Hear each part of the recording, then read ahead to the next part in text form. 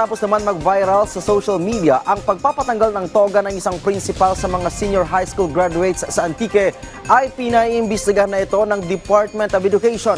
Ang detalye sa report ni Harley Valbuena.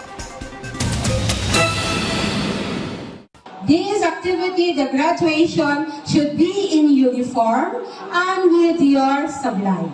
That's all. So please, if you are doing something against the rules of the law, paki, because this will continue as in the authority prescribed. Viral ngayon sa iba't ibang social media platforms ang pangyayaring ito sa Colonel Ruperto Abellon National School sa Lawaan, Antique, matapos ipaubad ng isang principal ang toga ng mga magsisipagtapos sa senior high school noong April 15. Iginit ng principal na batay umano sa panuntunan, hindi toga, kundi school uniform, ribbon at sablay ang dapat isuot ng mga magsisipagtapos. Inatasan pa nito ang class advisors na ilista ang pangalan ng mga estudyanteng lumabag sa panuntunan. Dahil dito, umalma ang mga mag-aral at dito na uminit ang tensyon. I don't want to see anybody with your hats and your togas, because it is not indeed order. Mr. Marquez, we put ourselves into proper perspective. Return. This is the graduation ceremony. Mr. Security Guard, please come over.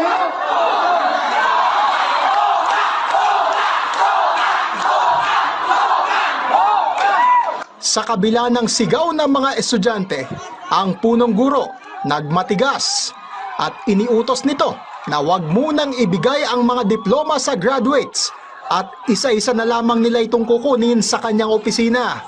Kaya ang isang mag-aaral, hindi na napigilang magsalita ng masama. Take off the diploma that I signed in the diploma jacket, because they will be getting that in the office one by one. Oh, angan? Sino ka? What's the name? Kaugnay dito, naglunsad na ng investigasyon sa insidente ang Department of Education. Ipinaalala ng kagawaran na sa ilalim ng DepEd Memorandum No. 27 Series of 2025 at DepEd Order No. 009 Series of 2023, walang nakasaad na bawal ang pagsusuot ng toga sa graduation at moving up ceremonies.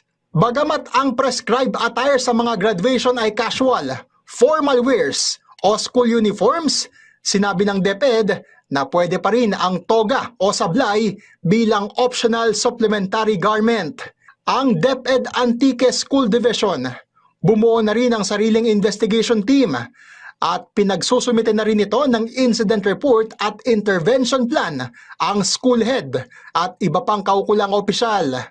Binatikos na rin ito ng Teachers Dignity Coalition at binigyan din ito ang mahalagang simbolo ng toga na nagsisilbing inspirasyon lalo na sa mahihirap para sila ay magsumikap. Harley Valbuena para sa Pambansang TV sa Bagong Pilipinas.